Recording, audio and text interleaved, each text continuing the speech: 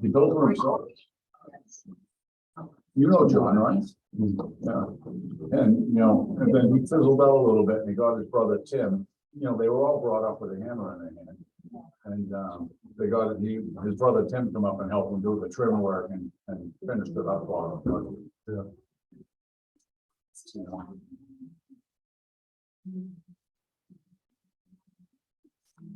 But the second go round, because he had a flood 12 years ago. They were up for the weekend and put some dishes in the dishwasher. And the braided cables broke and flooded. You should have seen the floor he put in. He put in a beautiful floor. And he hired a guy to do it. He said, I don't want to do it again. So I hired this guy to do it. And in the little circular room he had a compass in the middle of the room. And him and I sat there with a GPS and we made it true north originally. And the guy who did the floor, he put it square to the room so it wasn't true north. John, every time he looked at it, he'd go crazy. And being the nice neighbor that I am, the day of the fire, John, when he got up there, I said, John, I'm going to try to, the good side of this is when you rebuild it, the compass will be in the right direction again. You know, Was it John's house that burned? John McGee, yeah. I didn't know. Yeah, that's who's house burned, yeah. Jeez. Right, when you're in the cul-de-sac, and when you're coming down the road, the one on the left-hand side, so you have to go 3/4 of the way around it. I know we lived down there. Yeah. I know it was his. Yeah, well, it's a second home for him, but, Right, no, I've not, yeah, known John from way back. no. Yeah, his brother Bill, and I'm gonna tell you, if it wasn't for Billy's two kids, you know, you can't find contractors, but both of them work for contractors. So somebody's gonna come and tear it down by the end of the month. And then, Billy's other son worked for Jimmy Martin, and Jimmy Martin has said he will rebuild it next spring. Nice. You know, everybody, you know, Jimmy's a couple of years out too. what's that? Jimmy's a couple of years out too. Yeah. Well, everybody is. Yeah. You know? Okay, I'm sorry, I didn't mean to. No, go ahead. Start the meeting at 9 o'clock. First thing on the agenda, sign the minutes of the July 26th, 2022 meeting. I move we accept the minutes as presented. I'll second that. All in favor? Aye. Aye, with them.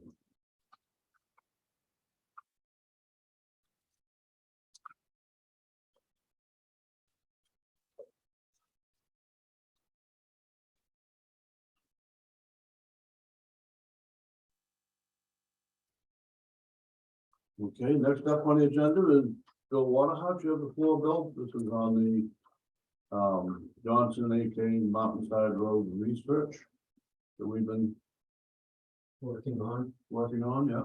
I believe there's a saying, you know, the audience, I don't think many people are here to hear that. So if it's okay with the board, Mike goes first, his topic seems more of a common event. Board has no problem with it. I don't have a problem. Hey, no, I have requested to be on today. I just had, after, you know, the last several meetings, there's been a lot of statements made, stuff, and I just had some, left me with a lot of questions. I'm not here to be argumentative with you about it. I just want my, questions, try to get answered. I'll start by saying I'm not against, affordable housing. But when as soon as they came in and asked you people to sign the grant or sponsor a forum and possibly get the pilot, I felt they opened it up so that I could ask questions. If it was a private developer doing his thing, I wouldn't ask nothing because it's within their right to do that. So I just have some questions I'd like to ask. Yeah. And the first one is on the pilot program. And maybe I'll say it because I've had people ask it to me, just, you know, there might be people watching. The pilot is, you know, payment in lieu of taxes. So people out there know, I don't know, some people that don't understand what that is. Right. And at one of the meetings, one of you made a comment. Now that agreement is negotiated between the selectmen and the owner. Is that how that comes to be? I believe so. This is what I got. I did some digging, Mike, because I knew Yep. I knew it's gonna come up. So I look back at in 2019 in July at the meeting, they had, I think we had all the head people here. And the guy that just retired, was here. And, John McKay asked how it would work, and Mike, explained, and this is again, what I know, and Cheryl's kind of looked into this and found this is the case. And explained that, they do pay property taxes usually through a pilot. If a pilot's not worked out with the town, there's an RSA that dictates how much they will pay.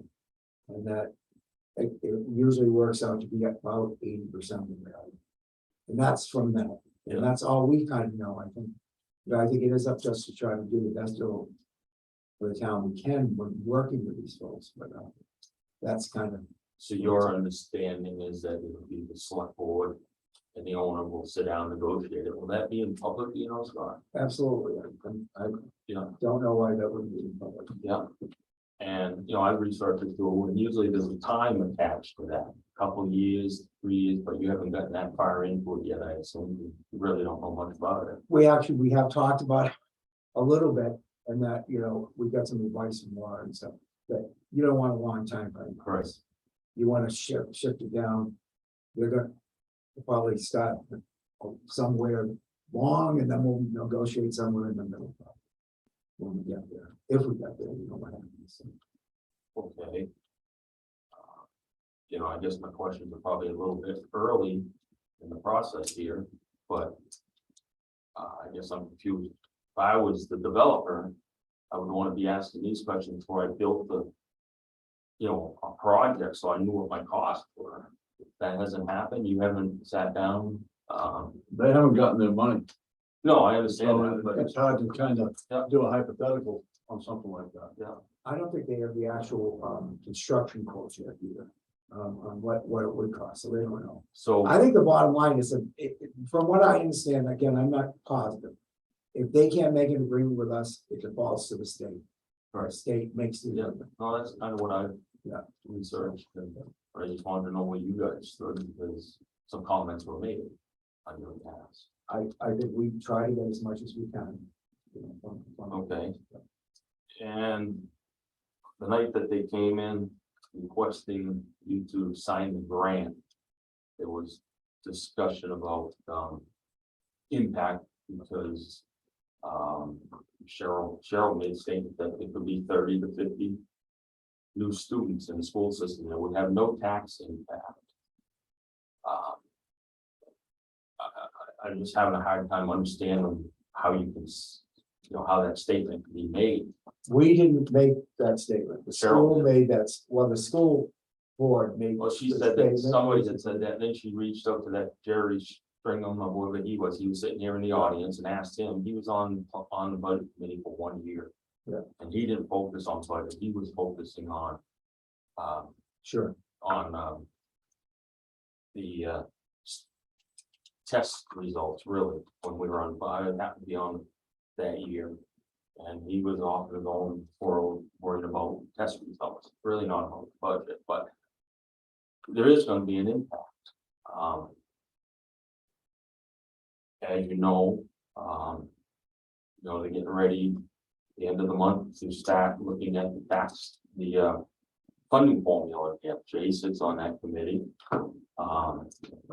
And I've sat on that, and one of the first things that they always talk about is, how many students from each town, and surprisingly,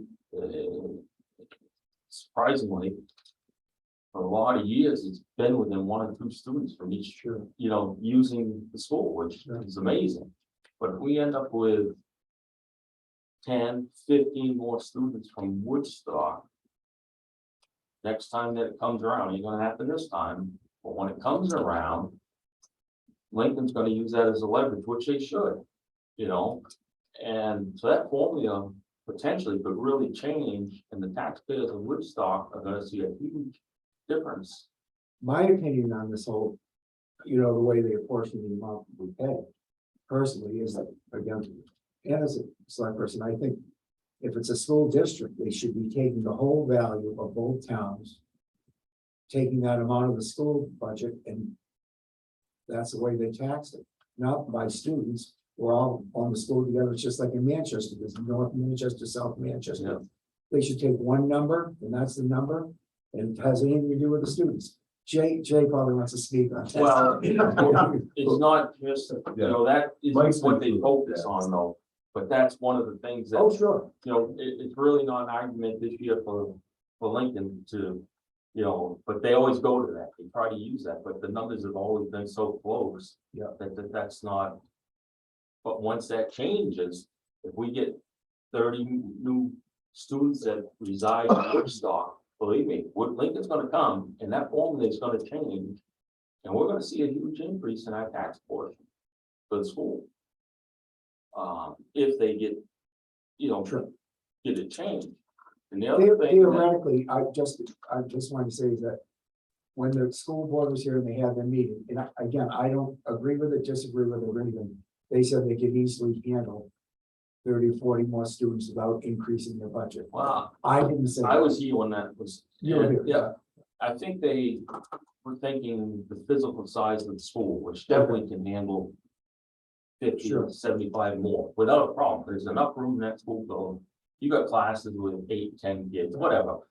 Physically there is, Yeah. but stop, think about it. You bring that many more, it's gonna start when the school bus comes up the street up here. The contract with the school bus, you know, provider, he's gonna want more money. Sure, So there's an increase. The young fellows go to school. If they're living, they may receive free and reduced lunch. That just doesn't fall out of the sky. You know, and then you got supplies, you gotta, you know, every kid has a Chromebook now and this and that. So the statement that was made that there would be no tax increase because there was 30 to 50 students, I think was a wrong statement. That's all I wanna say. Sure. You know, and I want, you know, everybody to see the big picture, or I wanna see it and understand it for myself. I'm not here fighting for anybody else. I'm not here to fight with you. Yeah. But I just, that's who I am. I just wanna we answer want my own question. all the cards on the table.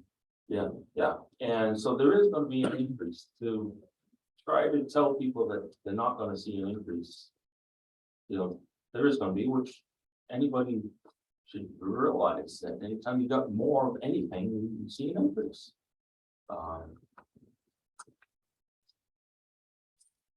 The other thing you had said, Scott, somebody asked you about the metering of the water down there. Yeah. And you were kind of stumbling with, I don't know if you really knew, you said they were gonna meter them at the buildings, and you said they're gonna have a master meter. What, What is the way it is, we've decided over the last couple of years that any new development's gonna have a master meter.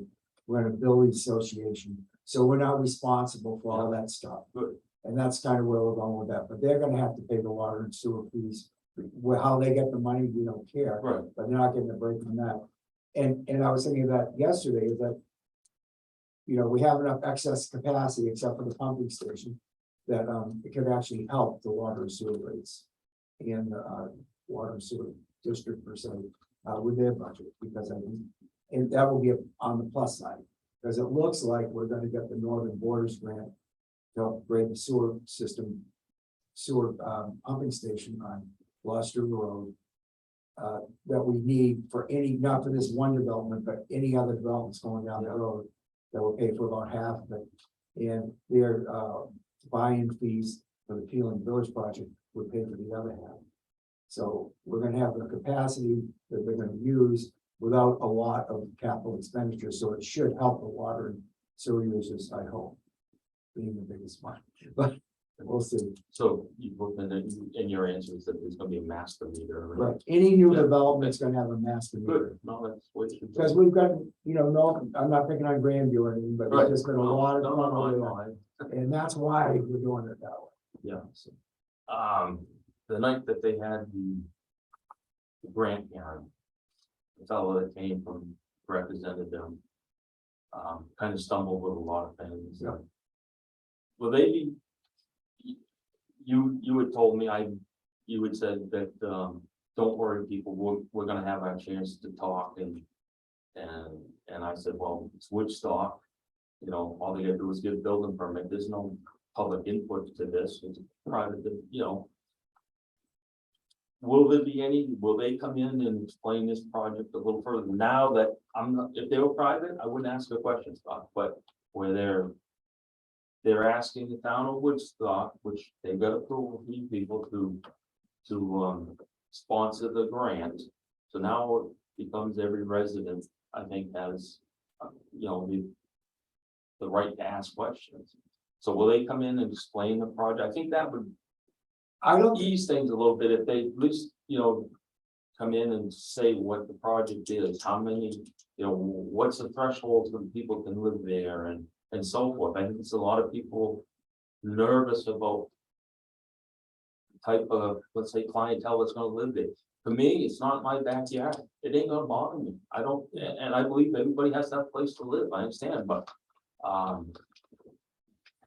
I'm sure they will come in anytime we ask them. I well, think, back 2 years ago, I've watched this from day one. I've been here to watch it, and they said they were gonna have these presentations. I guess the project's going further. Maybe they either gonna, in response to this, and it's getting further to being built. When will they come? And explain this. I think, I think he tried, he wasn't a very good speaker. Yeah. And I think I've got I printed this, and it's kind of says what the rents would be for these apartments. It's gonna depend on the income, but they're still not cheap. No, that's right. Yeah, I mean, It's not- it's not. probably gonna be 30% of yeah, it's still their not, income at median income for Grafton County, and so that's what, $1,400, $1,300 a Right. month. That you're not opening this up to Section 8 type. yeah, it is No, Section 8 type no, housing. it's not It meant to is, be. when they made the comment, it's gonna be your teachers and your firemen and stuff like that. That's what it's gonna take. I mean, you're gonna have to have a decent. I think that's the intent too, Right, is that you're trying to, I I think what's happening in town is people that want to be on the fire department, whatever, they're getting, they've grown up here, some of our kids, my kid, have, the opportunity to buy, they have enough resources to buy things and do things. There's a lot of other families that are going in town that have kids that want to stay here, and they just don't have the opportunity or the money to get into the housing market. And this is a great opportunity for that. And also, as all these homes get bought up by second homeowners, we're getting left with no community left, practically. And this hopefully, I don't know, that's just my. Yeah. No, I understand. It's not. To give you a little more of an overall picture, I ran into a friend recently in pipe shopper, and she is unfortunately separating from her relationship from her husband, has 2 daughters. Yeah. The house apparently is his that they're living in. She has looked from here to Tilton to find a place. Oh, it's awful. Well, Nothing. yeah, you There's further absolutely south, the nothing. worse it gets. There's a person, I don't know this person, but they bought 4 units up around the Bell Street, Paradise Road loop up there. They bought 4, 3 houses in a mobile home. She ends up living in one of them and Airbnb in the other 3. That gives you an idea of why there's no renters. Yeah. People, and I've said it before, and I'll say it again, I can't hold that against her for making a living or paying her mortgages or doing whatever. It's No, that's right. And the total is, when you're paying $400,000 for a house, you need, if you're gonna rent that out, you need to get $3,000 or $4,000 a month for the house to be able to just cover the mortgage. That's the problem. No, I totally agree with you and understand that. I just want to get back to the tax end of it one more time. That's where I have a hard time with giving ahead that break. Their business all day long, their business. And we have elderly people, young people that aren't elderly that have bought homes in town, that have lived here their whole lives, that have that, same income, that we don't give a break to them at all. That's where, that's why I'm just trying to learn as much as I It's can a about, valid point. no, go ahead, Jack. No, I want to make sure you're. No, I'm. Oh, okay. I think one of the keys is, and I've been watching, the last few meetings, online too, is just, and I think it's obvious to many people, I mean, when you look at business owners, and that's what I do now, sell businesses, and I can tell you almost 90% of those business owners that I speak to say that their biggest issue is not just finding employees, but being able to find housing for employees close to wherever their work is. So you look at that as one of the major things that this community has to address, because as Scott said, as you said, what's happening is the attrition of how housing is changing here, where so many people are buying properties now that just convert them automatically to Airbnbs. Or you have people buying homes that they're going to be using seasonally.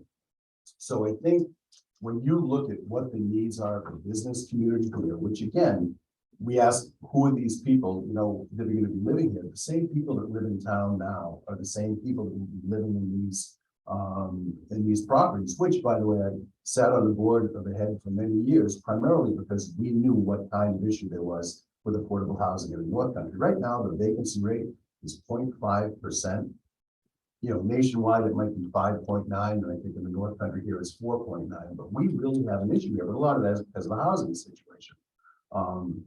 So when you look at that from the perspective of a community, and we talk about bringing in more students, and you're right, when I sat on this committee, which is not a fun committee to be on, but you look at it, and there will be some impact. Where I might differ with you a little bit, Mike, is that you remember when we did this formula, it's also based on valuations, one aspect of it, student population is the other, because we know that that can flex. So yeah, there will be some. I don't think it'll be as great as you think it will be, but there will be some variation. That will be topic for But argument. yeah, that's what's gonna be, it's gonna give, they've never had that leverage against us. Yeah. It's always, you know, one student either way can be the Right. town. But if we get 30 to whatever, you know, they're gonna capitalize on that and try to really swing it. And they can try. We've been pretty Yeah. successful. Well, You but know, then because they'll it's legitimately right. have something. Right, but I think that the adjustment is in just the bigger picture that, you know, I want to, and I also was listening to Bill, and he brought up that point of trying to get some kind of building that was an equity Yeah. stake, right? And man, that would be wonderful if we were able to do that. The problem is so many of these people don't have the money for that down payment. So when you look at some of the heads housing, they're trying to build it as affordable. Yeah, we look at it affordable, 30% of your income is still a lot to invest in housing, but they're hoping that with that ratio, they're able to save money to be able to build for down payment. But something that's interesting, I think we've all seen it, if we have kids, they're not into purchasing property right now. I don't know if it's because they can't, but if you look at them generally, they're saying we're perfectly happy renting.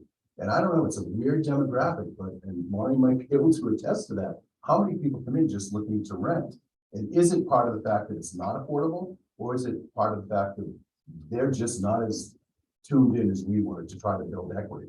But I'd love to see something like that. I don't know if the head or anybody else does that, but if you could have that at some level, I think that would be huge. But I just don't want to minimize the fact of what a huge issue this is, just from the fact that the business owners that I deal with, or the people I see, you know, that can be 10 a week that are looking for rental property here in this area, and it just doesn't exist. So just want to say, I mean, I think this is something that is so much in need when it comes to a tax break.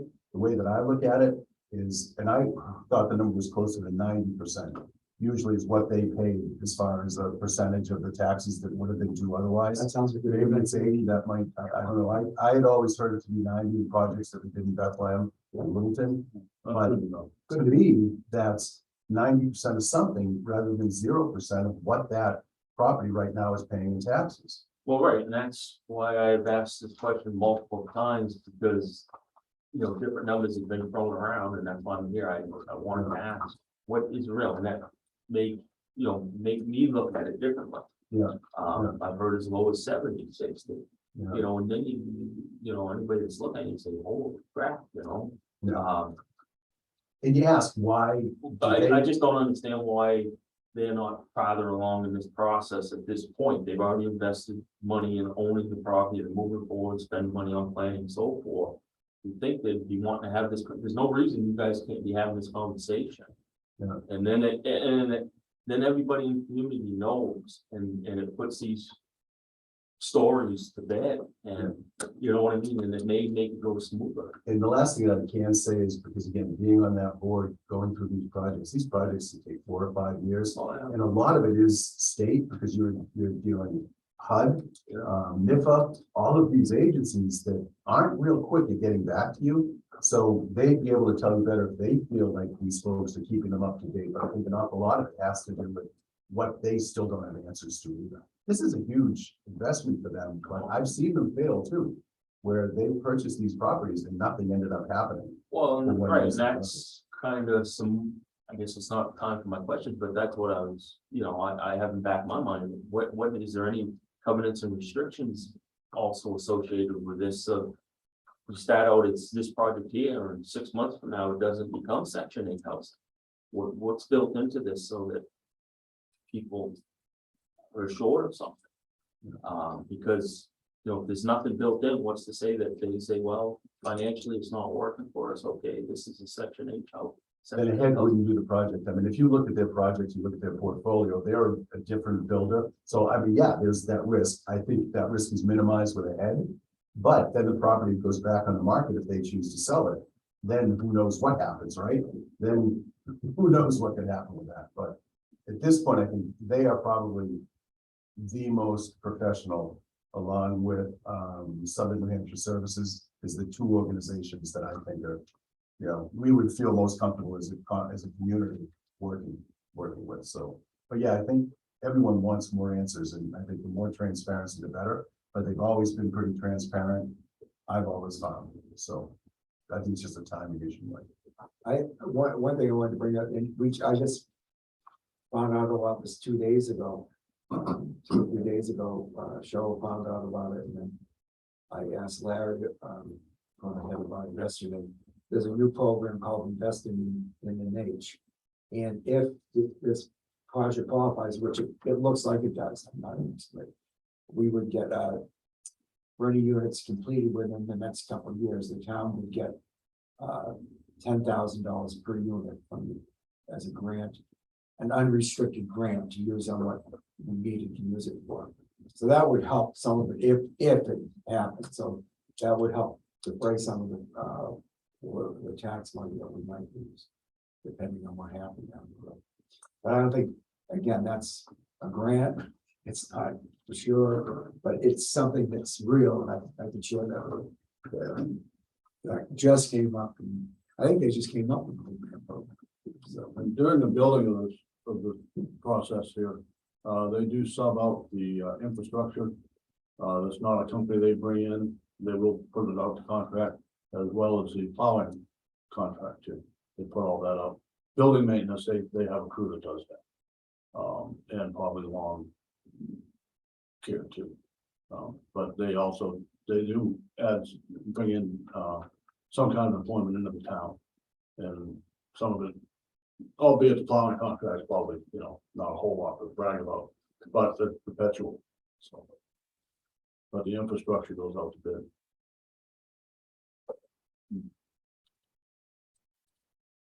Yeah, I just wanna talk about a thing Mike brought up about the school. There are 3 people in this room that have sat on the budget committee and or the school board. And the current school administration, if they get 1 student, they want another $1 million. Okay, so I can only imagine what it's going to be if there's 30, 40, 50 kids from this ahead project that goes to that school. But you can't get people fired up. So maybe this is going to be the devil that gets people fired up in the school and says, we've had enough with you people raising our taxes, but it's going to happen. And like Mike said, the formula, that's going to happen. Okay. And you guys are tasked with doing what's best for the residents. But what is it now? 1,369, you said, Gil, or is it 84? Huh? 64, but 1,364 residents. You guys are tasked with doing what's best for those 1,364 residents.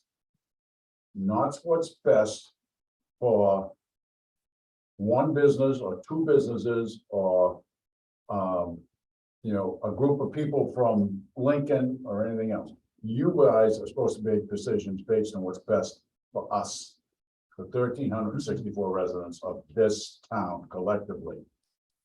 Not one small group, not one small business, or not anybody in Lincoln or anywhere else. What's best for us. All right, and you know, that's what you should be factoring your decision on. All right, you know, I know certain people are gonna benefit from this, but it's not gonna be the majority of the 1,364 people. And I think MUI just had something on the other day, just for your percentages, that I think they said it was statewide, 3.5% rental availability. The last report, and I just read it, that came out in 2022, added 4.5.9 and 4.9. Yeah, this was just, you know, I think last Friday, I think they said something, they were talking about it, but you know, who knows, that could just be the southern part of the state, but I thought they said statewide. But then, you know, I'm just saying that Mike is right. Our biggest hit with this project, if the amount of kids come in that was mentioned here, is going to be the school. That's going to be the biggest hit. All right. The 80%, what are we going to, we're going to collect 80% of what the value is? Is that what you said? Yeah, They don't know, but Okay, that's just. but that's the number you threw out, right? Instead of 100%, we'll get 80%. Yeah. Okay. That's going to be minimal compared to what we're going to get hit with the school. Yeah, I can't speak to the school, Well, but I will say, all you have to do is follow it. I will say though, I don't think it's just for businesses. This is for families and kids that want to stay and grow up here and be part of the community. It's not because I need 2 more employees. We realize, I mean. So I'm sorry, could you- Kevin Bell. I live in Woodstock, and I'm very fortunate to live here. And I tell myself that and my family every day. And I would not be here if I didn't find affordable housing 15 years ago that I could afford at $10 an hour. And since then, I've been able to build a career. I've been able to start a family.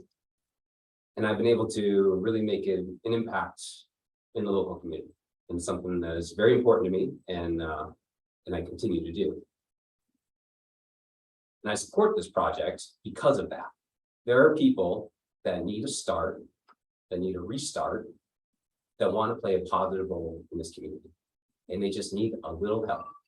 And I think that this project, controlled, can benefit them.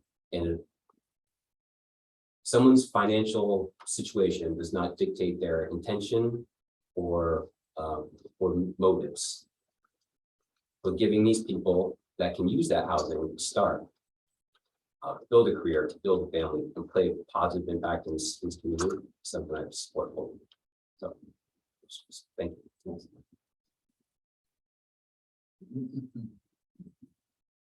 Who else? Maureen? Maureen Palomino, if I could just tag on to Kevin's here. Every week in a real estate office, I am taking calls from families and from individuals who are living here now in a rental unit or house that's being sold, and they've got to get out and they need somewhere to live. They've got little kids in school and they want to stay in the community, and they can't find a place to live in town. And it's really sad. Our properties, our rental properties are being sold so fast to second homeowners and to people who don't plan to rent, that they've got nowhere to go. And so our school system is shrinking. Our numbers of students is shrinking. And these families don't want to leave town. They'd like to stay. People who are taking jobs here in town call to say, I need a place to rent. I've got this great job. I just got a job at the school, or I got a job at this hotel or at Lily. And where can I send them? There is nowhere to go. So this would be, these are people who have jobs, who can't afford to pay their bills. They are contributing in our community, but we just don't have anywhere for them to live. It's not changing. I noticed a rental came on the market just in the last couple of weeks in Lincoln, one of the old row houses that were moved over Paula Road. 2-bedroom, 2-bath, $1350 plus utilities. I couldn't afford to live there. And that's reasonable. That's, I was gonna just say that. That's a steal. That's a good deal. Yeah. I mean, this girl that I was talking to the other day, is born and raised in Lincoln and Woodstock. And is frantic at this point. There we go. I was just gonna say, you know, $13.50, but Maureen said it, it's a steal. I mean, you know, you see the rents around there right now. Well, that close to Loon too, and they've probably done a seasonal, we've got that in a seasonal rental. But the other thing with this project is, and there's no guarantees in either direction. People that move in here this year may come up here, may get a job, may put their kids in school. Then next year, oh, I'm gonna move to this ahead project, you know, 5 towns down, because I can get a better deal down there, you know, so there's no guarantee anybody's gonna stay here. Oh, no. Okay, and, you know, it was just brought up that the numbers in the school have gone down. Well, like everything up, you know, look at the price of fuel, gasoline goes up a lot faster than it comes down. All right, with the school, okay, the amount of money they want goes up and it never comes down. Okay, when they lose kids, so once they get it, it doesn't go away. So When they were in here, I don't know, a couple months ago, and I asked, and Debbie stood up and, what the percentage of how much was raised on the net for the last 10 years. And except for 1 year that was 3.5% or something, it's been around 1%, 1.2%, 1.3%. To me, that's cost of living, that's reasonable. But there's less kids. What's And that's for the last 10 years, and I, What Patrick's saying is because that was a lot less true. you know, the school has a formula that they use from the state. And that's to make it look like the impact isn't as bad. But if you take the amount of money that school's using for a budget, you take out their total and divide it by the amount of kids, it's the most expensive school in the state at this point in time. A number of years ago, when I was on the school board and the school budget committee, it was the 3rd most expensive school. It is now the most expensive school in the state per student. That's it. So, anyway, Well, I've got a good idea. Why don't we dump this project on Lincoln, like they dumped the ice castle onto us? We're gonna be paying for the house for that mountain block inn or whatever they got up there, the Smithton Inn. We're gonna be paying more for more help in Lincoln than we are here. Lincoln has already been asked and has refused this. And they said no. Good for them. And then They they're had other uses friends for their too. property. We've got 3 friends that get to vote on a project this big for the town. I don't know how that could happen. Tracy. Hi, I'm Tracy from the Bridge Project. Just like everybody else that's voices, I am literally taking calls 2-3 times a day. For not just from people needing places, businesses. And my thought is believe me, I do not want my taxes to go up, but what other option do we have? I feel like I've seen business now, so many businesses having to close an extra day, you know, because they don't have the employees. They don't have the place for people to live. So what happens even if, you know, now we've got the school in the community just getting smaller and smaller. Where are the people that are gonna work for these businesses? The businesses are gonna have to shut down. So I don't know what the other option is, but if we don't find any type of housing for people, we are gonna be in so, I mean, it's so scary to me. Honestly, I've had 3 families just this past couple of weeks who are having to leave town. Just this past week. Yesterday I got a call from somebody else who, my assistant paid $1,800 for a 2-bedroom. And they just have to rent it there. And she had no other option to go anyplace else. So, I mean, as much as we all don't want it to go up, you know, I'm scared, I'm petrified. I don't know what other options we're gonna have. I really don't, as far as all, you know, these kids, and my other thought is too, like, so these people coming in, so not only will we have like, you know, even if it's 50 kids from this community, from ahead going to the school, I believe we would have a leg to stand on, because a lot of those people, families are gonna be working for businesses, not only in Woodstock, but Lincoln. And they need the people. They also need the people. I mean, so it's just from my side, it's just so, I don't know what's gonna happen. I really, really don't. And 3 just last week, but I'm telling you, these past 6 months, it's been more and more and more, and people have no place to go. Sure.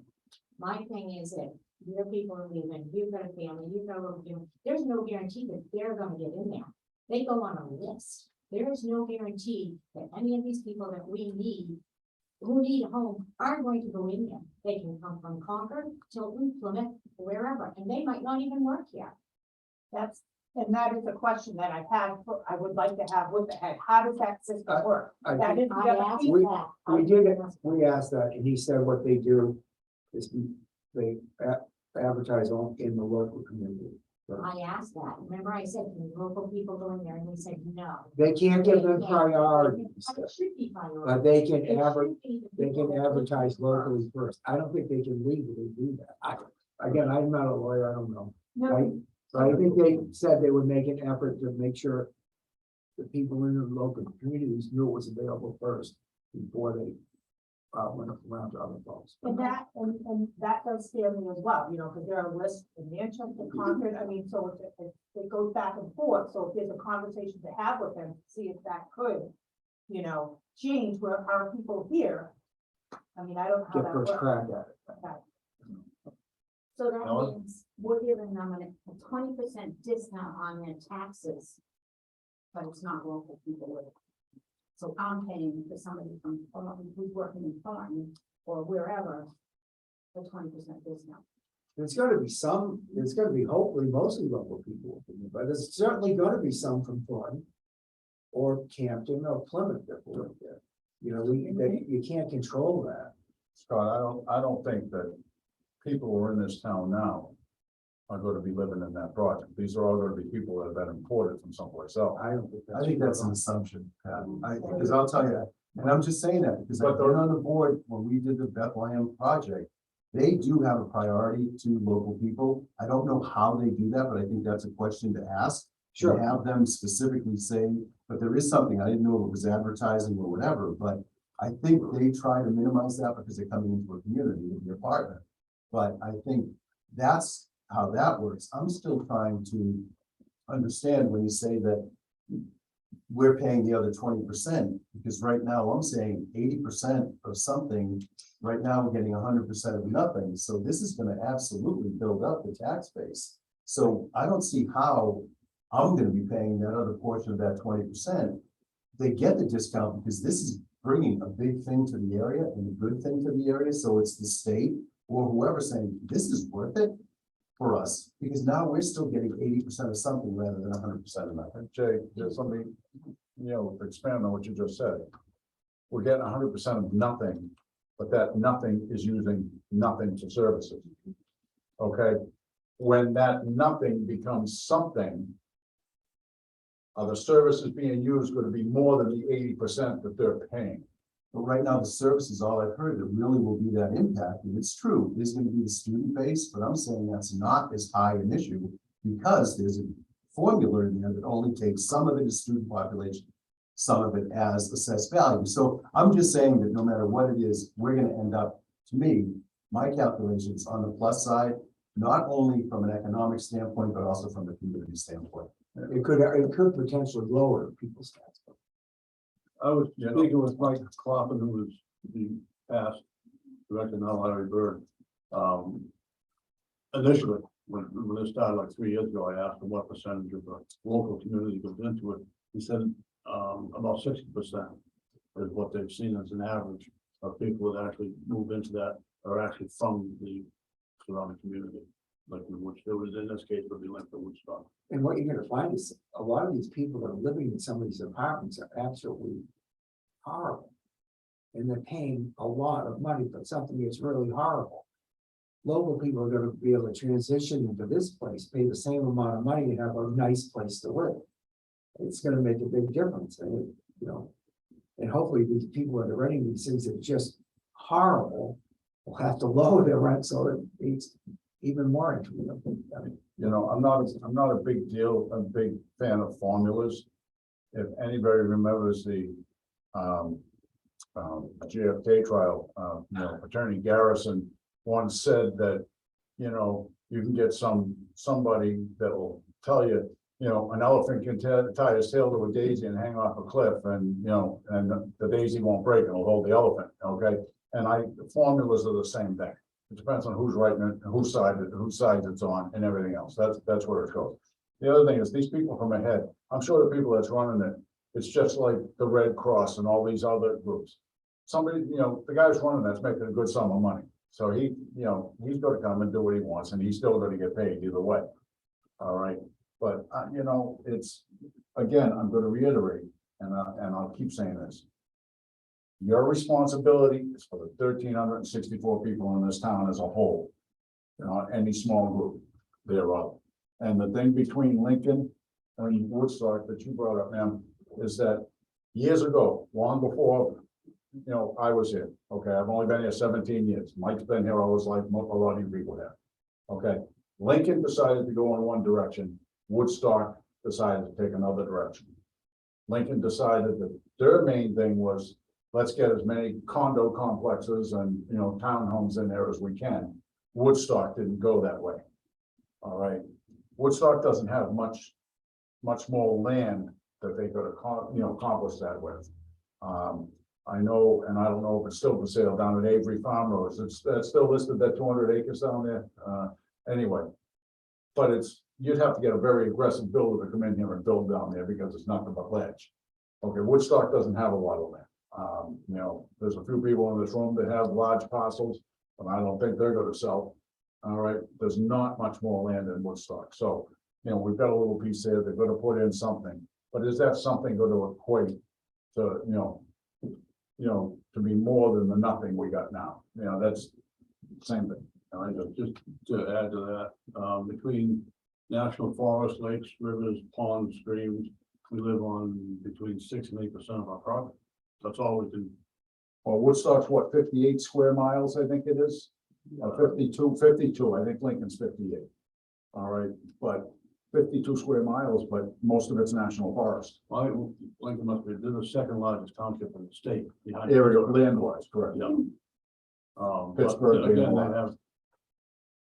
I don't interrupt, but anyway, I think the bottom line is, I think we all know we have a problem, right? It's the reality is we have a problem, we do not have enough places for people to live, so. I agree with some of the things that folks are saying around here, but we can figure all this out. We really can, you know, we can figure out and try to put in some positive ways to make sure that we're protecting people doing here. We have a lot of smart people in this community and a lot of smart people on the board here. Let's figure it out all together, right? So, you know, Pat, you mentioned about the 1,365 people that we're responsible for here. Part of that is the community, right? I sat in on a developers roundtable last week. Same subject, right? And out of like 15 people that were there, I would say 75% are like, we need to make sure that we're doing what's best for our community. And part of that is making sure that we figure this out. So I've said for a long time that Lincoln and Woodstock is two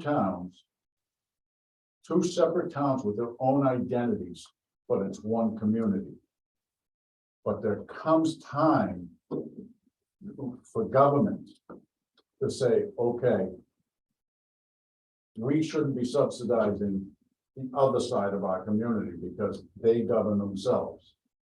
It's like, you know, it's like Manchester. So that's just saying, I live in Plymouth, I can only shop in Plymouth, I can only go to the doctors in Plymouth, I can only go to school. That's not what That's what you're saying. saying. No, that's not what I'm saying. Okay, you can do business wherever you want.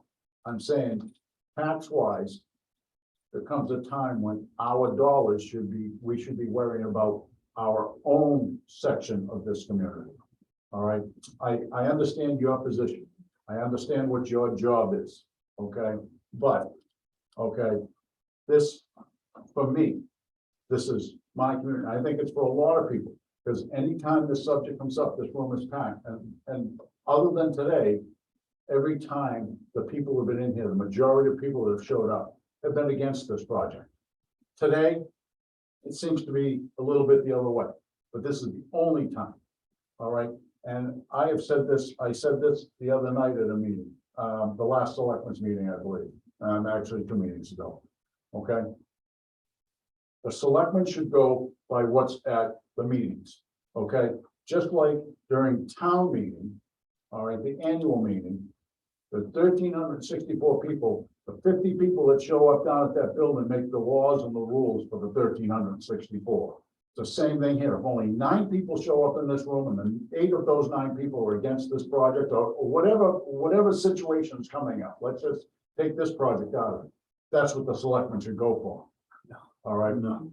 But how does that impact the 1,364 people? I'm sorry? But then how does that impact the 1,364 people if that's? 1,360, you're making laws every year, Gil, down at the town meeting where 50 people are making those rules for the 1,364. It's the same process here. If 9 people have taken the time out of their lives to come up here and express their opinion, and the other 1,355 have not, all right, then they don't have a say. And it's like any vote, all right, if you're on a board and somebody doesn't vote on the board, they don't vote yay, they don't vote no, they don't vote, or they don't abstain. It's assumed by Robert's rules and all them, and Robert's rules don't fall into place here, but that their vote is in the affirmative. Because they haven't said they're against it, they haven't said, so. But is that in the best interest of the 1,369 that you had said was very important? So by having 9 people, Well, just with that. but do you understand my point? No. It's the same, I don't, I'm sorry. it's the same thing at the town meeting. Okay, you bring before a warrant article, you bring before a bylaw or an ordinance, and you go down there and the 50 people that have showed up down at that annual meeting are making the decision for the 1,364. It's the same thing, it's the same concept. Right or wrong, it's the same concept. You know, if the 9 people, and I'm just using another figure, that have come here and taken their time to express themselves to the selectmen, then why should the selectmen, do something that the others that didn't wait, didn't take the time to come and express themselves? Why are they taking that into account? Just because they think somebody wants. You got something to say, come and say it. The problem is, and it happens in every town. Okay, seems to happen in more town because we have like 5 or 6 different town meetings every day, depending on where you are. There's one at the gazebo, one at Goody's Mobile, one at McDonald's, one here, one there. Okay, everybody knows it. Okay, and they all go to those meetings and they bitch. They all bitch. Okay, they bitch about the school, they bitch about the town, they bitch about Lincoln. If they live in Woodstock, they bitch about Lincoln. If they live in Woodstock, they bitch about Woodstock. If they live in Lincoln, they bitch about both towns. It doesn't matter. They bitch, but they don't come in and bitch to them. So they don't get a chance to hear it. All right, and if they do, they don't take light of it because, okay, yeah, I've heard this going on, but it's just rumors. But that, I'm just using the concept is the same, Jay. The concept is the same. But their opinions still count. That's what I'm saying, right? Absolutely, their opinions count, but come and speak about it. Don't bitch about it out there. But they don't. So that's why when you have the annual meeting, the 50 people get to make the laws, the rules, and pass the budget. Okay, that's why, and if we go by that concept down there, why aren't we going by that concept in this room? I think the trouble is here, Patrick, and let's say, someone's really done something, call 4 or 5 friends, they come to the meeting and have a quorum, they all hate it. I mean, that, and we're supposed to follow those 4 or 5 people because they talked to each other and showed up in the meeting and nobody else did. I think that's reasonable. Well, then we need to stop doing it. We have to have a quorum down at the town meeting, that 50% of the townspeople have, 15% of that 364, actually 51% of that 364, 1364 have to show up. Okay, and then your argument will hold with me. But, you know, it's just, I just want to say this was my agenda item, you know, I tell you. And, getting off track from what I Right. wanted, all I wanted to do was, like I said, I'm not against the project. Only thing I'm concerned is, as soon as you people became the sponsor of the grant, I felt it opened it up to every taxpayer to have an opinion or ask questions. And I'm concerned with the tax, whatever that number is, I understand you don't know that. And, that's what my concern was, how is it gonna affect? Not so much me, but I'm worried about the younger people that, you know, have bought homes in the area and stuff, and the older people that have been here, their families have been here for 200 years. I just don't, I'm having a hard time. I understand everybody needs a place to live, but we shouldn't make those people suffer either, by supplementing it. And, but I'm not saying I'm against the project. Like I said, if this was a developer that didn't come for you looking to sponsor, I wouldn't even ask a question. I'm not against the project.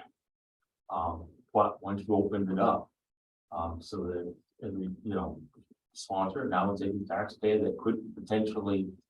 The only thing I can tell you, Mike, is when we get the information, Well, that's, the next thing, I guess, could you maybe reach out to a head, not tomorrow or anything, but eventually have them come in, discuss it a little further with us.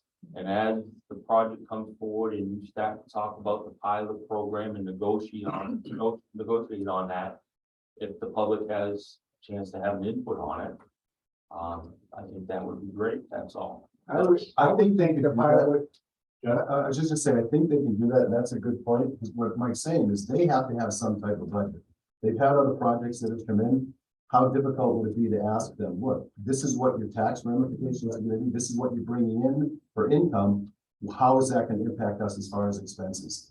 Because they've done it, they've gone into those Yes, communities. no, I That's see that, Jay, but they're not, this guy Larry that was here, he was a very bad speaker. And he threw out some wrong things, and Sherry made the comment that they talked to him after the meeting, he said he expects to pay $50,000 in property tax. And that's not. How can you make that statement? You can't. He's probably the wrong that's- guy, he's the project guy, not like the Well, but executive. That that's was Mike where I'm Clapton. coming from, I'm not here to fight about Right, any of the rest of it, I'm looking at the dollar bill. Yep. That's all, and I think we believe me, should I ask can him. afford to live here, and that ain't it. Yeah. It's not my backyard where we live, we ain't never gonna see it, but that isn't what I'm fighting against. That's And a I'm fair not ask. fighting against, I'm just trying to get educated, that's what, you know. Right, so the main mission we've got, I see from folks here, is that we want to find out how this pilot, when it's going to be developed, when it is usually developed, what the process is. And also, number two, is how do we make sure mostly local residents get first grabs at this place. So those are the two things I kind of see that we really want to. does anyone here see that there's not a need for housing? I mean, that's what I think everybody recognizes there's a need, Jay, but that's across the whole state, the whole country, but that doesn't become Bill Waters' house problem to supplement somebody else's house. And I think we're assuming we're supplementing, and that's what I think. Well, right, that's what we were clarification. told, so that's That's what what we I need said, clarification. I came here looking for answers, I didn't come here to argue about. the No, project. I think what Jay, How do I get answers? I come here, I'm Yeah. that guy, I'm not afraid to come and ask. no, I think there's two ways of looking at it too, you know, Jay saying, okay, we've got this project, it's with nothing there, we're gonna get tax money on 80% of the value, say, if it was 100% of value, it'd be $80,000. And he's saying, well, that's gonna be more than enough to cover all the increases. I'm just saying, Yeah. and Well, your case is, okay, well, if they were paying 100%, they'd be getting $20,000 more. And then, like I said, the young family that bought a house in town that, you know, falls in that same medium, you know, these people are gonna, we're not giving them a break on their property taxes. Grandma who's lived here for, you know, families lived here for 200 years, she gets no break, Sure. you know, but yet we're gonna give a break to these people, so that's. Seniors do. senior get break. Depending on what they, Right, which is the same as this. It's the same. I can't we use prevention anymore, now we just overcompensate. Yeah, we maybe try to slow down the growth of the town. Instead of overcompensate. I don't think we're. Slow down growth, which the only growth we've had is Ice Castle, right? And that's been the only growth we've had in the last 50 years that I can see. Well, I think, I was saying this thing in the planning board last night, I think that we can kind of totally developed and they have all these rules and regulations. It's pushing more things towards Woodstock. And we are, that's the point of these meetings, so we can control it in order to, Well, we could have had zoning a long time. control doesn't mean stop. I mean, controlling something doesn't mean to stop it, it just means be careful how you do it. And that's what we're doing now. Pretty good. I think this has been a really good forum today. I think everybody was calm. You know, the good thing, I think the majority of people in this room, if not all. Okay, we may not be on the same side, Right. we agree, but everybody's gotta remember when you walk out the door, we're still neighbors and friends. Just because we don't agree on this one project, you know, it doesn't mean we have to go stab each other in the back. So I think it's been a great forum today. I thank everybody for coming and saying what they have to say, for sure. And it's not over if people want to say something, because but I just wanted to say that I think it's been not what I was afraid it was gonna be. So. It's all right, Rico's. Go. And the only other kind of information I can give is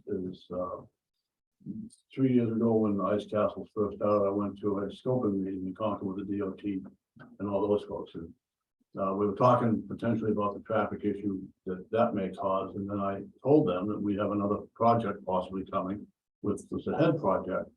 And there were 4 people from the DOT, there were probably a dozen people there, and they didn't even blink an eye. They said that's really not gonna be an issue because it's not, you know, Ice Castle's open 3 in the afternoon and you get a pile of people up there. This is just staggered in and out. People have different schedules for the traffic type control thing. And they never even batted an eye when I said it. So of no concern to the DOT at this point. Which I thought was kind of strange, but that's what they did. Next. Okay, anybody have anything else to add or? Okay. You Mr. don't have to Waterhouse. feel embarrassed to leave if you don't want to stay for the rest of the meeting, so it's up to you. Rest of us, So rest of us. we don't want to torture you too much. And a housekeeping. Thanks for coming. Thank you. You're welcome. You know what, I could leave for 1 second. Tell them they. Too much coffee and comes to this. It does. When you get a discount on your taxes for old age, When you reach that age. what's the age? 65. 65. Oh, I only gotta wait 6 months. There you go. Thanks for coming, guys. I'll see you later.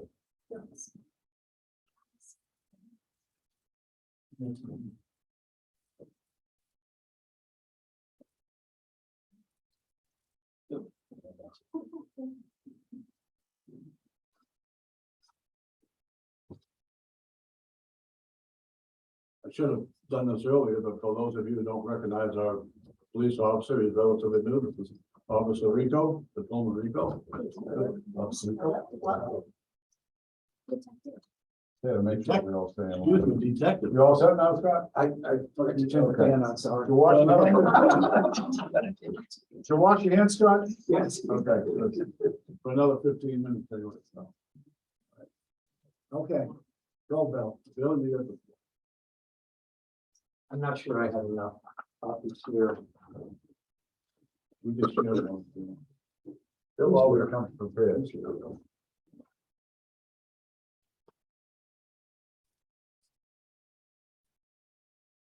Following along with what has been said about the properties, and infrastructure, water, sewage. I believe that's where I'm trying to go with this. Roads are. I see roads as infrastructure. I have brought up about a road. Lost River Road. Called Johnson Farm Road, the Johnson Road. Past few years, it has been called the Mountainside Road. And on the survey, I saw that this was a discontinued Class 6 road. I asked the town about it, and it was pointed out that at this point in time where we are with the town, in order to determine the exact classification of this road, it seemed to be an expense that was in excess of the reward. And I fully accept that. It's just that when I latch on to something, I seem to want to follow it through. And please understand, I have no connection to this road. On one of the surveys, my property is mentioned for its survey. This is simply for a town that I care for. And I am so thankful to live here. And I see this road as potential access. I will go through these pages. It may take a bit. I do not have the answer at this point in time, but I believe I can point us in a direction that will give us an answer, and I am willing to continue to work for this. So if you look on the first page, just to set the locus of what I am speaking of, the first page comes from our tax map, which is available online. Also, anybody on the board, if I make a statement that is inaccurate, please, my purpose is to get this right. Please let me know. I think you've done a lot more research than we have. Now, just the end game there, I'm just looking down at where we're going with this. Who owns the property that this road would access? If what you're saying is this road is an access to some private land up there, whose is that? That's You're where gonna I go down was the right road? now. On Okay, the first page where it's the Access GIS, it's a zoom in on that. Lot 41 up at the top with the 3 structures on it. That is Woodstock gift shop property. Yeah. Got it. Lot 4 is White Mountain National Forest, and it's the White Mountain National Forest, the act that left this as a question for me. Lot 40 is directly involved. They obviously have access off of Lost River Road, and Lot 43 is involved. They have access off of Lost River Road. You'll note that on this, the Mountainside Road goes off from the center off toward 2 o'clock. I believe that is inaccurate. That is an abandoned railroad bed. That went from further up toward Lost River, down toward town. So that Mountainside Road, that is just a trail. No, that's a misnomer, I believe.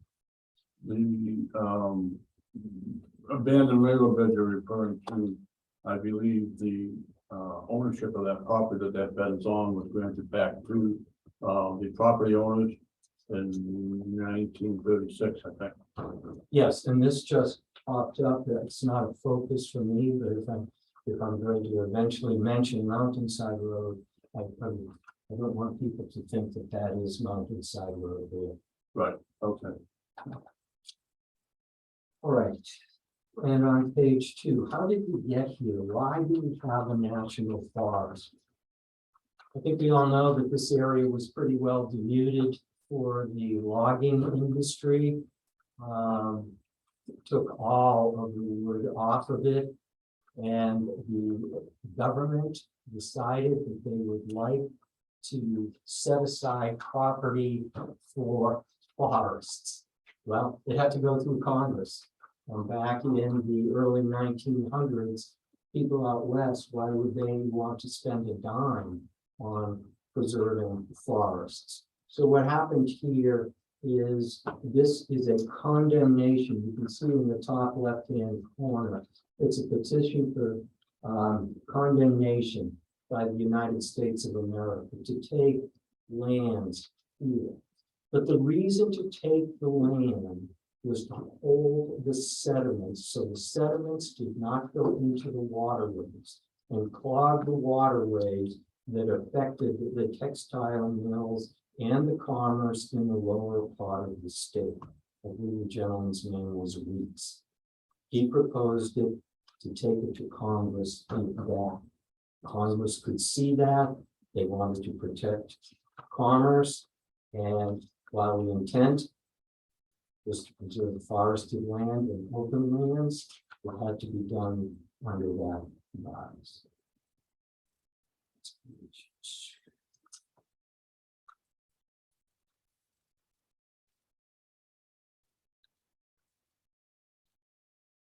And if anybody is interested, the book and page is at the top of all of this. Is, I did not include this, but these are the lots and range map that goes along with this 1914 condemnation.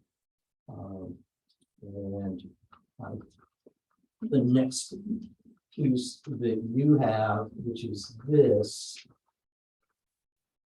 focuses on right in the center. You can see 20 Mountainside.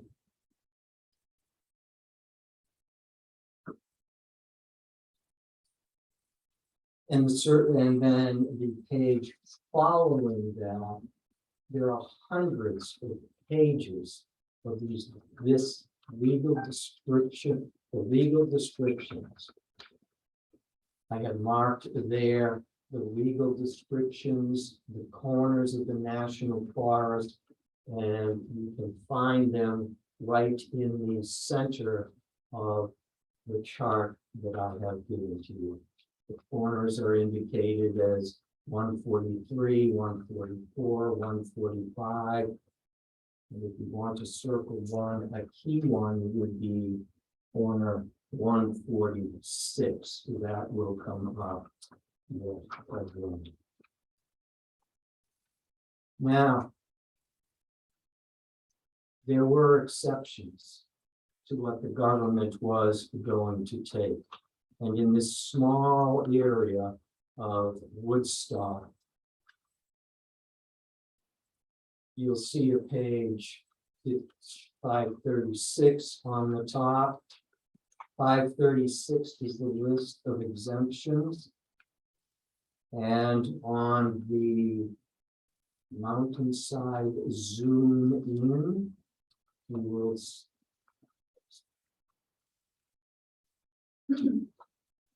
from here, this is Lost River Road. This is the road leading to mountains. That piece was exempted from the property that was taken by the National Forest. And with these pages and pages for Lincoln and North Woodstock, there is an exception in the registry, a strip of land 0.75 chains wide, and also you might want to flip to the front page. The front page now will make sense. 0.75 chains wide is just under 50 feet, which is not to be considered as a part of these condemnation proceedings. A strip 0.75 chains wide, described as follows. It's on lot 19 in range 9, corners 144 to 146. And then the distance is 12.70 chains, and the chain, as I mentioned, was 66 feet, and I don't know off the top of my head, but that's a total of 838.2 feet on the cover page. That is the national forest. We did not take that land from the owner. So there is an access through the national forest. I'm unable to locate yet as to whom that access is has been given. Now, that was the owner of lot 41 and lot for the same party that the National Forest took it from, or so who ends up if that someone owns number 4, who owned that road in the beginning? That was my charge when that meeting was going to, when we were going to do the field trip, and I didn't know about that. So, but to follow up on the next page. Looks like this. Being unable to, in all these government proceedings, to find out more, I decided to go back into the titles, and I followed titles.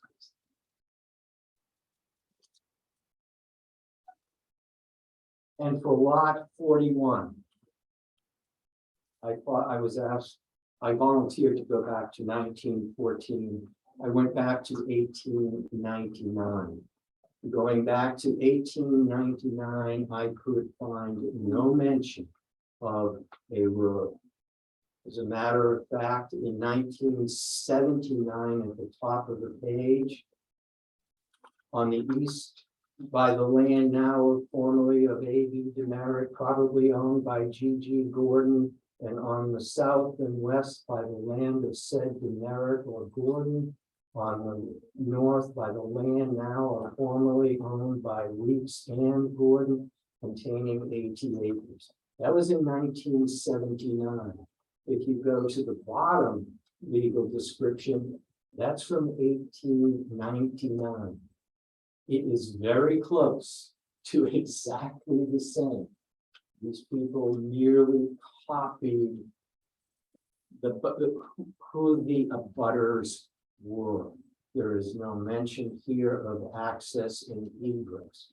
Of interest, though, you will note in the middle of the list, on the 30th of September, 1899, Mr. John E. Johnson, who was from Philadelphia, Pennsylvania, he sold the property. And on that exchange, on that transaction, it is mentioned, instead of simply bound and described as follows. Prior to that, it says with buildings thereon. So Mr. Johnson, John E. Johnson, built up there somewhere between 1890 and 1891. Can I ascribe his name to that road? I cannot. I can't say that accurately, but it is at least a coincidence. So I was unable to find the road, searching back through the title of the Mountainside property, which is lot 41 on the cover page. I found no right of way to that. I then elected to go and try to follow back the titles for lot 40 and lot 43. And on this page here. And I will only point out that in this transfer of title, twice. Twice as a bound, Johnson Road is mentioned. Johnson Road is mentioned twice, and this one was from 1986. So 1986, Johnson Road is the name of that road.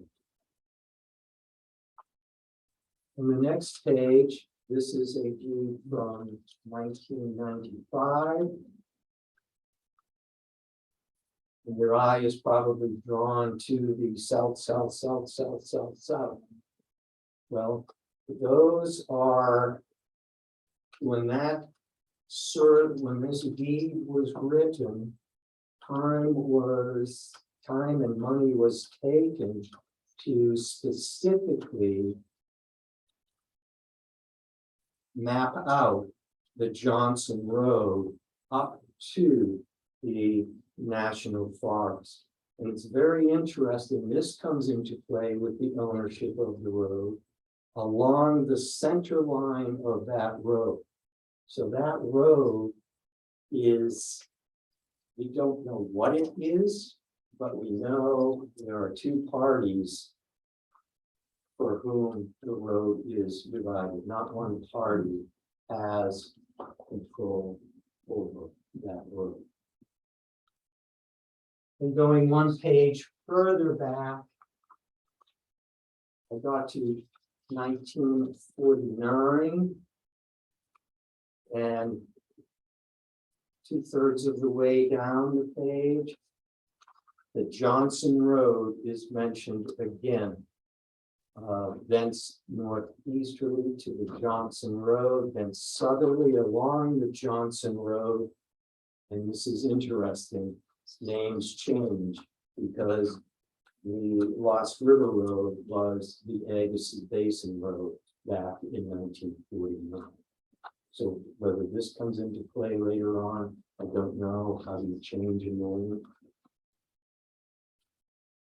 Again, no access or egress given, no mention of the town, but certainly attention paid to this road to specifically follow the course of the road and included in the legal description. I'll need to do some reading for you because the print is quite fine. You should be on a survey 8176. And at the top, there is a black dot where it says note. The 1914 National Forest Memorandum of Survey accepts a 3-rod wide right-of-way for the Johnson Road, And then just below that and to the left, you can see that I have circled a pin. That pin is in the middle of Johnson Road, and it follows Johnson Road as the property boundary between lots 40 and 43, again dividing the road. Further emphasizing that, just under where it says 4.2 acres in the center of the page, to center line of Johnson Road,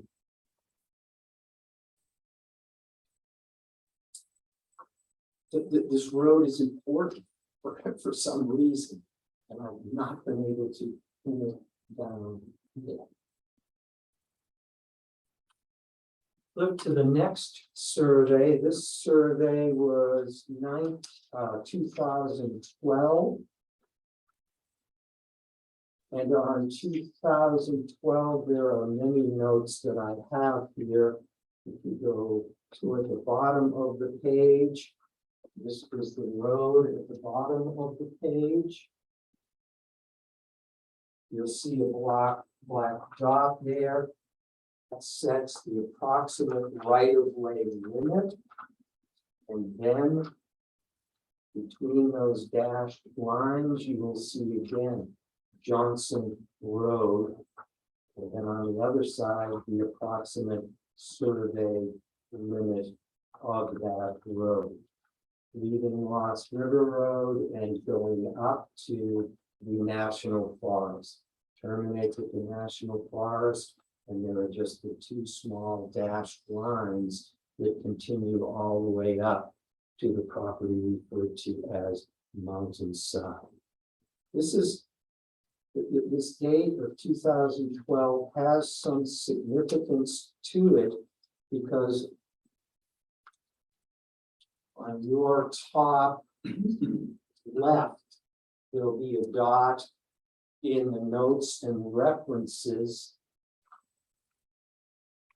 And it says Johnson Road, AKA Mountainside Road, is a 3-rod wide, unmaintained Class 6 public way per the 1914 National Forest Memorandum of Survey Exceptions.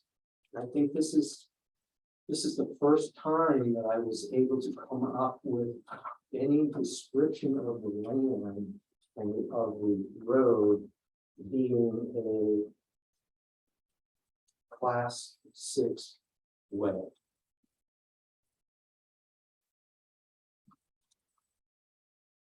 Also in 2012, this is the first time that I have encountered Mountainside Road. On the survey, I did not include it on the survey with the name of the road. It was the Johnson Road, still in 2012. And then the final survey, at the very top, there are 2 dots. One dot showing it as Johnson Road, and then below AKA Mountainside Road. Under the notes and references, again, Johnson Road, AKA Mountainside Road, is a 3-rod wide, unmaintained Class 6 public way per the 1914 Memorandum of Exceptions. Did I reach any conclusion here? I didn't. I know there was a concern with regard to the expense of having the surveyor go back. I will keep digging. But it seemed to me the fact that the surveyor included in the notes that it's an unmaintained Class 6 road, that it would not take many hours at $60 per hour to, hey, where did you find this in writing? We could use this to help the town. What's the end game here, Bill? Yeah, that was a bad sentence. What's the end game? I mean, what's your goal? Goal here. What's my goal? I have no goal. Well, what's the goal of this whole presentation? If you take a look at this, you were talking about access to land. If you go from the power lines, and if you go up to the road I live off of Russell Farm Road, this is the access. This is the only access to all of those back lanes. Isn't that part of the snowmobile trail? No. It's not part of the snowmobile. So you're saying this could possibly be another accident? It's not, I don't think it is possible. It appears that it is if it was a Class 6 road. Also, I believe now this property, one of these properties is on the market. And the fact that they only own one side of that right of way. There's going to have to be a decision made there between property owners. What are we going to do about this road? Going further, if you go up on my first page, up to Mountainside, on the, this map, you can see the Mountainside is 41. There's land, parcel 42. There's land, parcel 44. If this was not a class 6 road,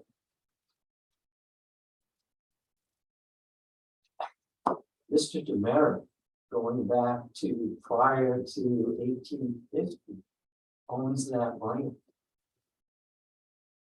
If the federal government did not condemn this 0.95 acres through the national forest, if it was a town road, then somebody has title to it. If it wasn't a class 6 road ever, then the land, the government didn't take it, it still belongs to Mr. Demerit, and the town has then effectively landlocked lot 41 because Mr. Demerit owns the land. I have no personal interest in this at all. I believe that if we are going to develop, that infrastructure is important, and roads are certainly infrastructure. Well, that's a large road. Okay, 3 rods, a rod 16.5 foot, so that's 49.5 feet. Yes, I don't even think 112 is 49.5 feet. All right, but that's an awful lot of land for a road. that's an investment in a road. Am I right or wrong, Joe? It's up my house. Yeah, well, I saw your mother's name on one of the deeds he pulled up. I'm 43. I'm lot 43. Okay, so I've got, That is a lot 41. Yeah. Right. Sue Batten. who's 41? Sue Batten. Sue Batten, That's a Batten gift shop, family. the gift shop. And this is just coincidental. Saturday when I was making some of these copies, in the lobby out here on the wall, there's a large map, and then off to the right, frame about this size, is a list of the roads in town as of 2009. Now in 2009, Johnson Road isn't there. Mountainside is. I don't know when or how that got renamed. If I was to try to get any local input, first one I'd go would be Bill Miller. Because he was the road crew forever. So before him was Clayton Hammett, and he's long gone. Yeah. But I have no idea when, where, how. It's always been Mountainside to me. Well, it's. Yeah, I know. Legally, it's Johnson Road until somewhere around 2009 when the surveyor included AKA, but put a priority on Johnson Road. And again, for the town, I hope it is a class 6 road, because then the town has input as to what goes on. Yeah, are you worried about how the names got changed? Because, I don't know how names get changed on roads. I don't know who changes them. Because where I live, it used to be called Mirror Lake Access Road. Then all of a sudden, at some point in time, it became Lady Slipper Road. So, who waves the mighty wand and says, I dubbed the new name. That's my. I agree with that. In 2009, it looks like something happened and they changed some names. But my point is, again, this 1/3 of a mile, is it 1,600 feet? 1,600 feet is not much. But if the previous discussion here was where are we going to go? Where's the development? And you've got, I'm going to conservatively say 150 acres up there that would be inaccessible if this was not a class 6 road. I have nothing to gain personally from this except knowledge, and I enjoy learning about the town of Kyoto. And I will continue to look into it, but I think that perhaps a call to the surveyor and just where did this statement come? Is 42 landlocked, well, 42 look like it's landlocked. That little, Yes. that little wedge. Yes. That's wrong. Isn't there an RSA in, isn't there an RSA in the state that you can't landlock somebody, that somebody, I don't know. I thought there was an RSA that Yeah, you can't landlock a piece of you property. can't landlock a piece of property, so 42 would have to have access to it from someplace. I don't know. Yeah. I'm not sure how that would, that, No. It's in your backyard, Gil, you should know it all.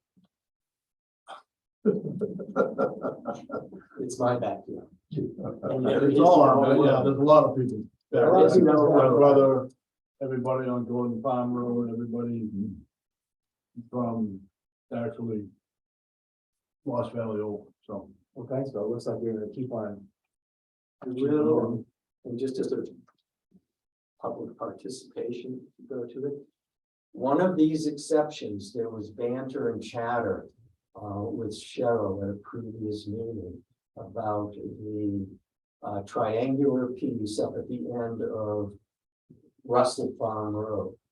Well, it just so happens that that is exception number 1 back in 1914. And if it would help, I would be willing to go back. Have the exception, it's not here, I just brought in an exception. But that land is spelled out. And is part of the survey. Now, actually, as far as landlocking property, I think Bonnie Ann has a piece of landlocked property that the highway, 175 is the highway kind of, but. And there was another piece, but that's in contention, that was down by Van Allen Road, which is down by the rock. And that was Van Allen Inn was a actual, Mom and dad have only one, except that we're getting ready to, that we're working with right now, National Forest on. yeah, and there's another little slice type thing that James H. Big Jim owned that, he thought that if they had to move the Sugar House, which is up on that little side hill down, they would use that lot right there and they tried to. But I don't think I think they may have conveyed that to the Blue Frank Trust, I'm not sure. But there's another little tiny piece up there, just about something big enough to put a sugar house on. Okay, All right. Next up. Sewer ordinance. So this is your draft. to explain this, that we're so far out of date with our. The state requires us, DSF requires us to have an ordinance. That governs the way the sewer plant operates, every town has to have one. So we're basically taking a more recent one from another town. We're taking a more recent one from another town and trying to reshape it for us. And Yes, but a model that they put out a almost every model, so community uses, so we're just trying to fill in the. it's a lot of boilerplate, really, but you're welcome to look at it. We're gonna chance, it gives us a couple weeks to read it over and make changes before we bring it back.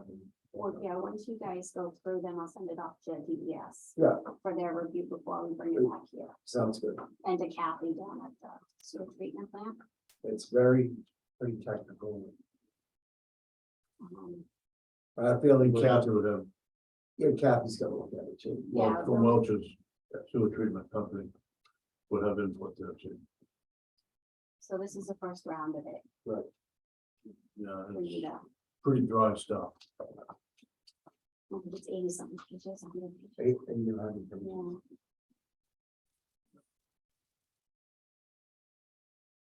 Yeah. And as that progresses, it will continue to be on the Well, hopefully. we get- agenda as we go and we get more information and settle. A lot of times as we're researching stuff, we will go to towns that are about the same size.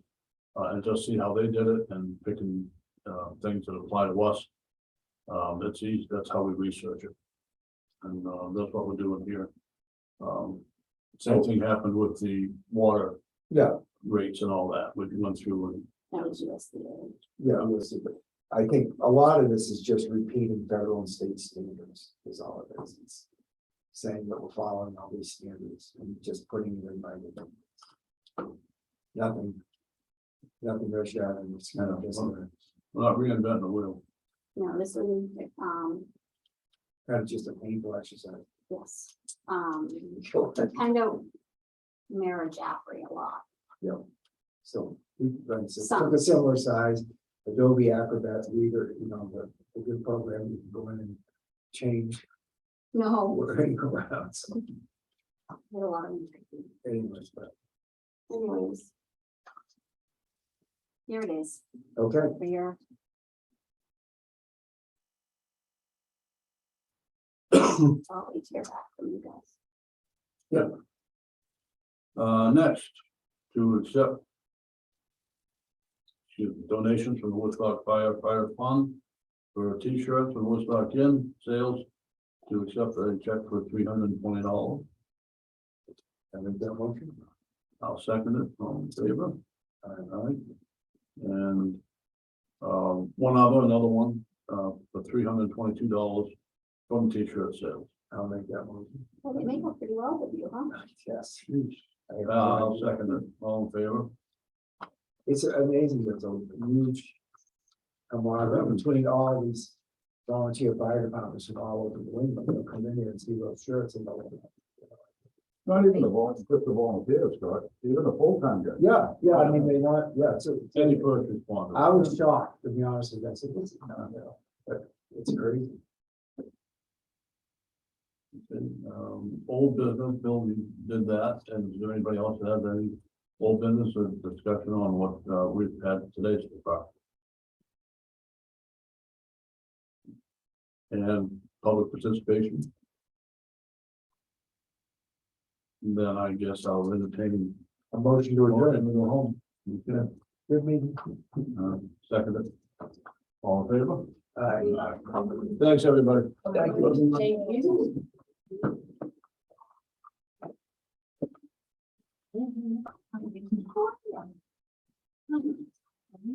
Thank you.